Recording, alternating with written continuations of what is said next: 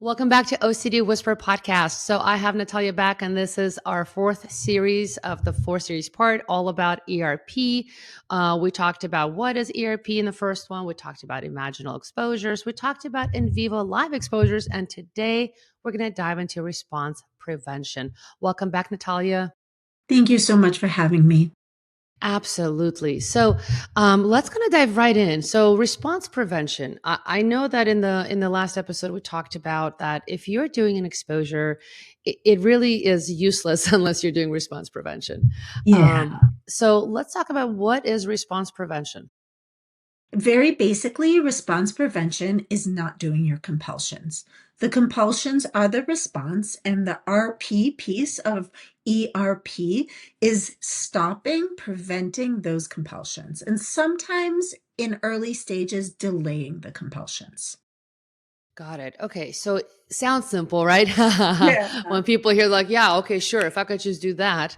Um, So I guess let's break this down. Like, how would somebody do this? How would they design it? How would they figure this out? Hmm. So it very much depends on what your compulsions are. So if they're mental compulsions and they're intrusive mental compulsions, like rumination can sometimes be, it gets a little trickier. We have to learn some mindfulness techniques.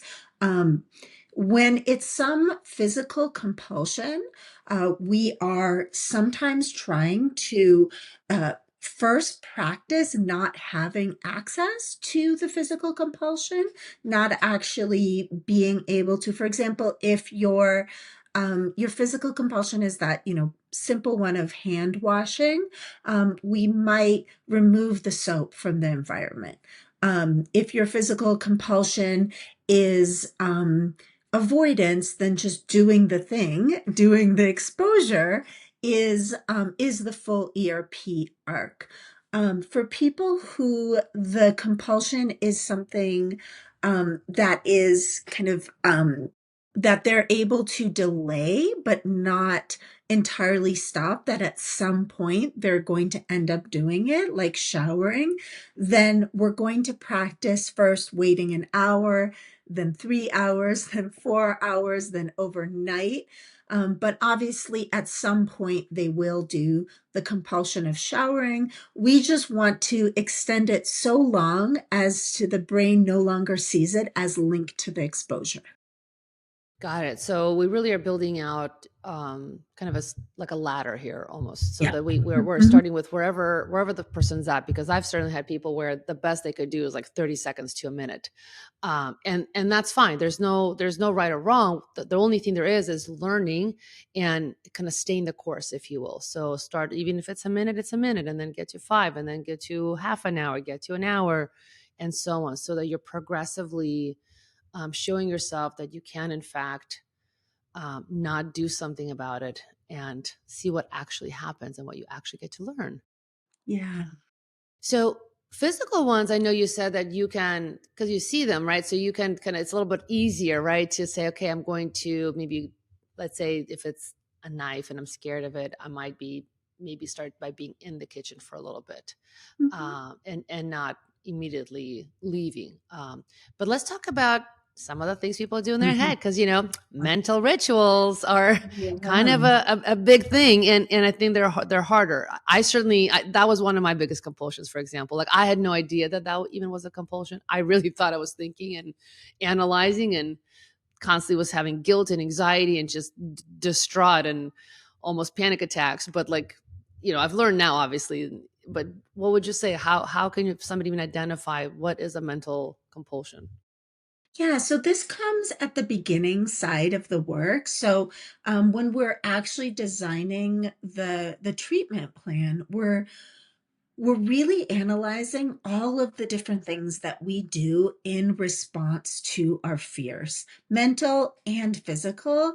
We're creating as like robust of a list of all of the safety behaviors in order to do inhibitory learning, which is basically learning that the thing you fear is not that scary.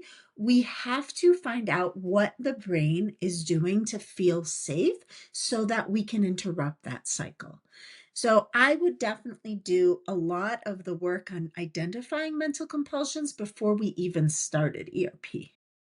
Okay. And so let's say somebody identified that they do a lot of mental analysis, mentally reviewing, mentally re-questioning things over and over and over because they have this need to figure this out. They have to know. They have to know now. They have to know yesterday. What could they do? Well, that's also an example of needing to get hearts and minds on the same side, on team fighting OCD. Because if our client or if the OCD experiencer is thinking of those thinking patterns as productive, if they believe that and analyzing their fear is going to actually benefit them, then there's no way we can get them to not do it in response to an exposure.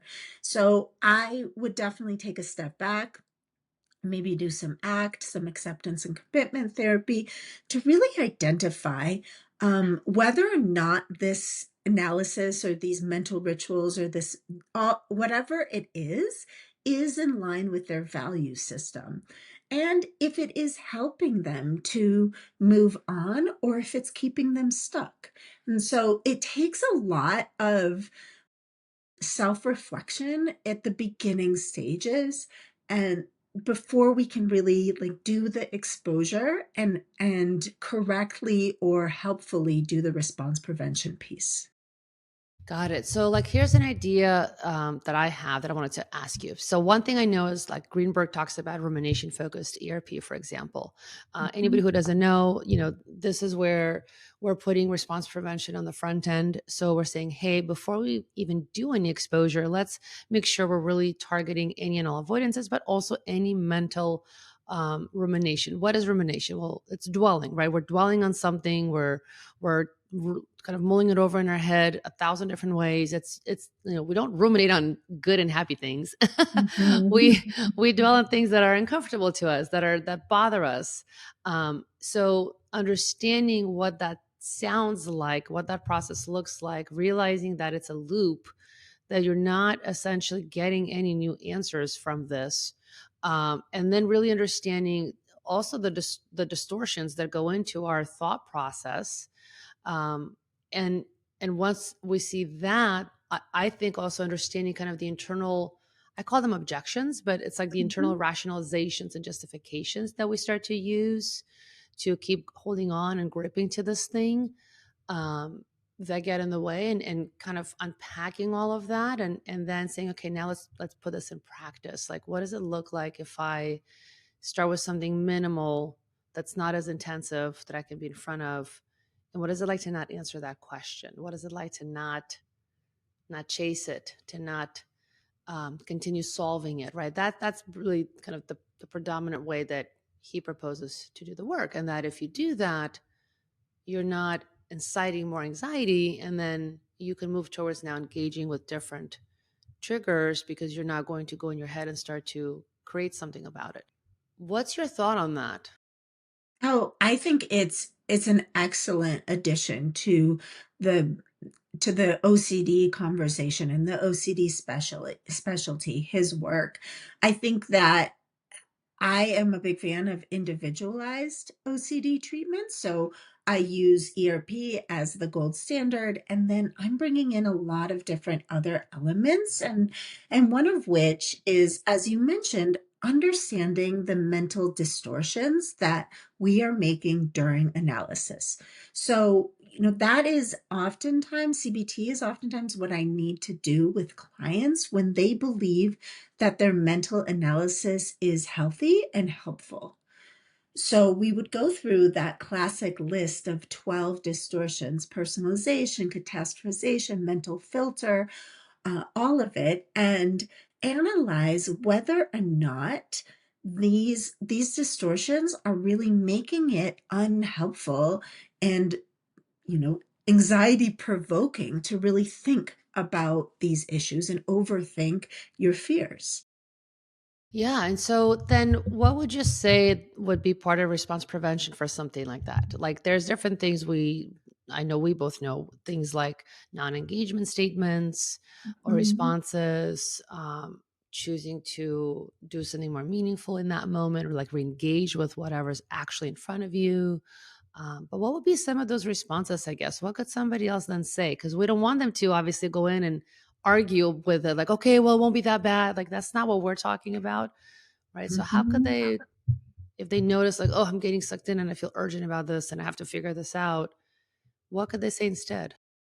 Yeah, so I mean, there's a lot of different opinions about this.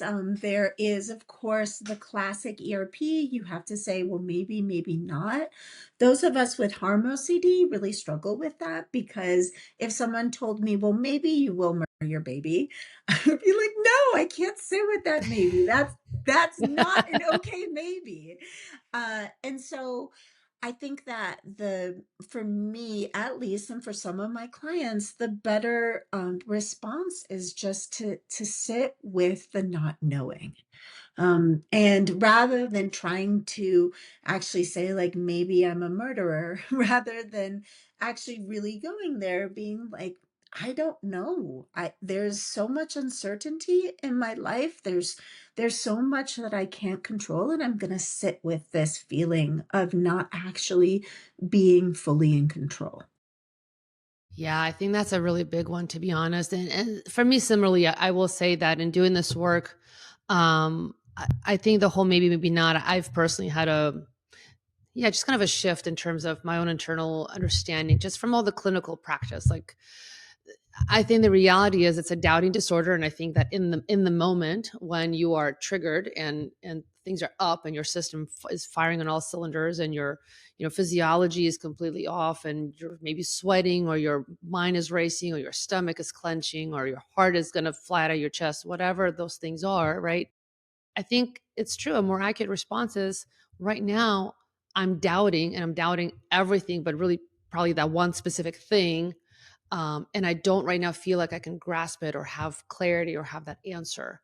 And I think what is more accurate is what you said. Is like, yeah, I don't know right now.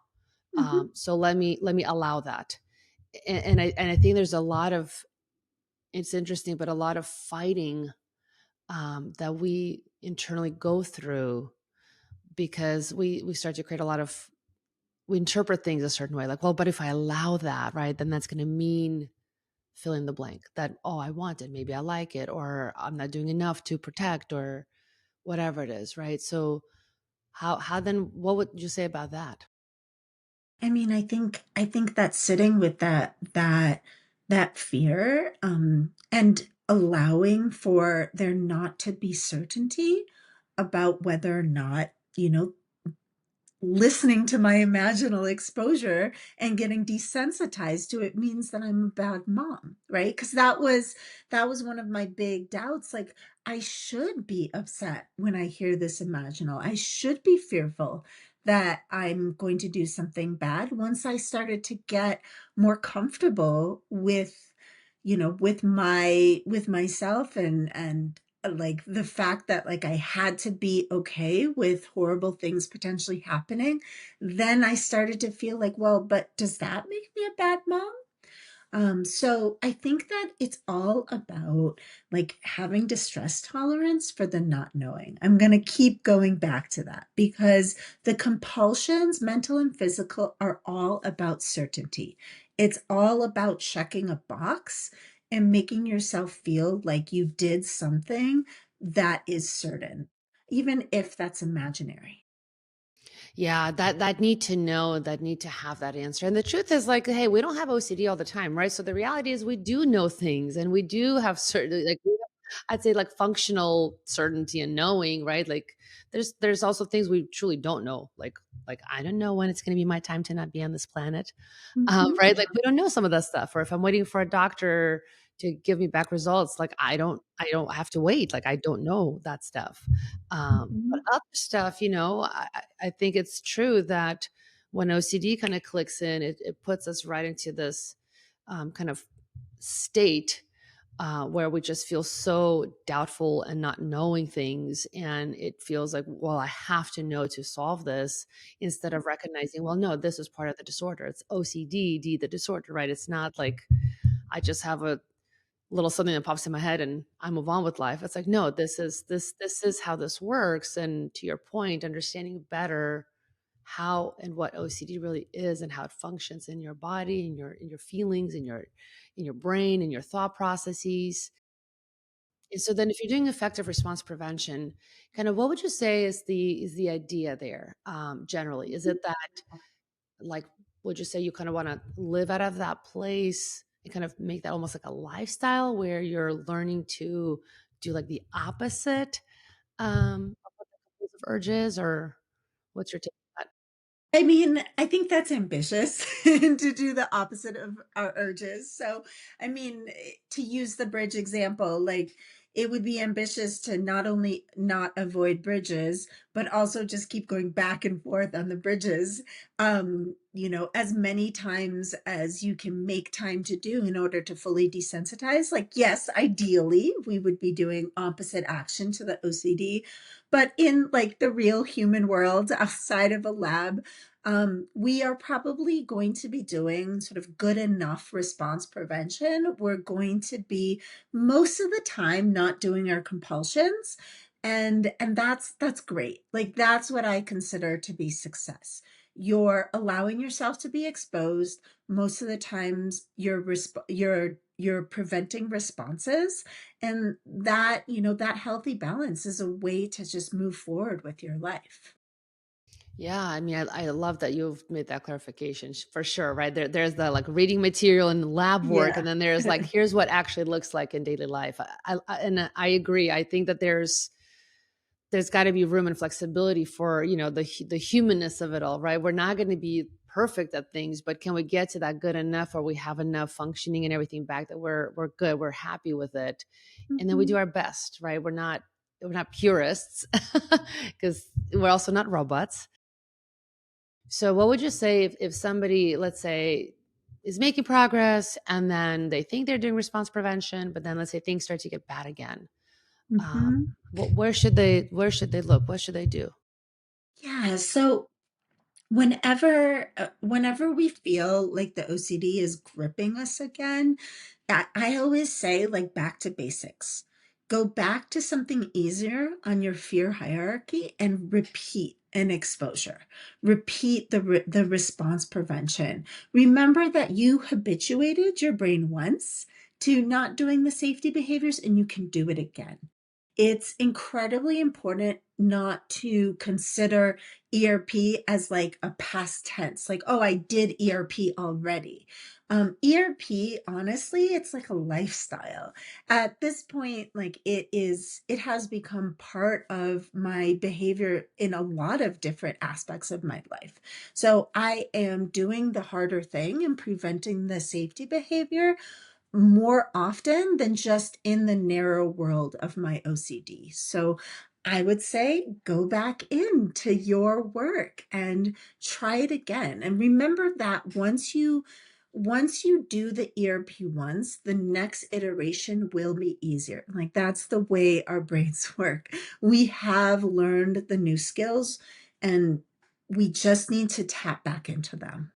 Got it. And so what would you say then in terms of like response prevention? I know you said earlier that, if you did an exposure, but then you somehow then afterwards avoided or checked or mentally started to reassure, whatever you did, that would be a compulsion and you kind of canceled it out. So Mhm. what's important then about maintaining that response prevention piece? Like what does it do for the person for the long term? Yeah, so that's the habituation that needs to happen. That when you do your compulsion in response to your exposure, you're actually reinforcing the brain's fear cycle. So you are actually teaching your brain when you do a compulsion, yes, this was a dangerous, bad thing, and it needed to be neutralized with this compulsion. So all you do is re-expose. You try again. I actually believe that exposures need to be repeated at least 5 or 6 times before the brain really gets it. You think about how many times you did a compulsion, like it might be in the thousands. And so, not doing the compulsion at least 5 times in order to like retrain your brain. And so how would you then design RP? Like, so, okay, one thing I know that I was taught or I learned a while back is, for example, thinking through like, okay, what behaviors are you doing? Are these behaviors that are kind of like adaptive daily things that we do, people do? Because then we want to create kind of, an average kind of amount or baseline of how much of that behavior would be reasonable, and what are the things that we're doing that really serve no function, no purpose at all, because those behaviors we want to bring them down as close to zero as possible, and really give them up, so that we have kind of a way to start to guide ourselves and understand, okay, like people when they close doors, sometimes they do kind of check or tug Mhm. once usually. So like that would be an example of where, like, yeah, if you did that, once, that's still within a reasonable range. But if you're doing it now 5, 6, 7, 10, 20 times, or now you're half an hour late, or you're leaving, you're coming back, well, now we entered the OCD realm. So that we have a way to kind of distinguish, right? What and where is it appropriate or not, or reasonable or not? What's your approach? So I approach it using reality anchoring. So that is where you use a family member, a friend, or your therapist and utilize their behavior as an anchor to a non OCD reality. So, for example, I have like a very activated anxiety about money. And so I find myself checking my bank account twice a day. So that is definitely getting in the realm of compulsion. There's not really anything necessary about that. However, I don't want to go to never checking my bank account. Like that might be problematic. I might bounce some things, bounce some checks. So I, ask a trusted friend that doesn't have OCD around this and say, like, how many times does a person without this OCD check their bank account? And she told me she'll check it twice a week. And I was like, okay, like I just have to trust that, right? I have to trust that this person is, financially stable and responsible. And until I get my own behavior under control or my OCD under control, I'm going to anchor to her reality to, steady myself. Oh, that's interesting. Yeah. So it's not a reassurance piece. It's more like I'm using that as a way to kind of measure and gauge Yes, what seems reasonable. And I have a real life kind of example of that. And I trust it, like you said. And so then that will become my kind of goal until I can get there. And then you might move on from that, or you might keep it, or you might adjust it. But you're definitely going to use it to help you get off doing it twice a day, for example. exactly. I love Exactly. that. Yeah. Well, I love that what I'm hearing from you too is, again, individualizing it, right? Because I think there are guidelines and there's things you learn when you go through training, like through the IOCDF, and when you're initially doing this work. But I think when you've been doing this for a while, just clinical experience, you start to notice and see patterns as well, right? And like you said, real world, yeah, what's actually going on there for folks. So, can you give us an example, maybe of like something that you've done before, like how you help somebody build some response prevention into their practice? Like it could be literally anything, nothing overly complicated. Obviously, don't share deep client details, but yeah, anything you can share with us.